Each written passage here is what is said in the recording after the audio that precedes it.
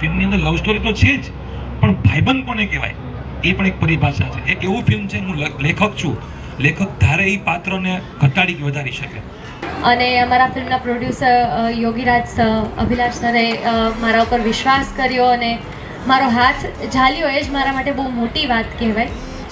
It was not my dream કે મારે હોર્ડિંગ્સમાં આવવું છે કે મારે મોટા પડદે દેખાવું છે. It was my father's dream.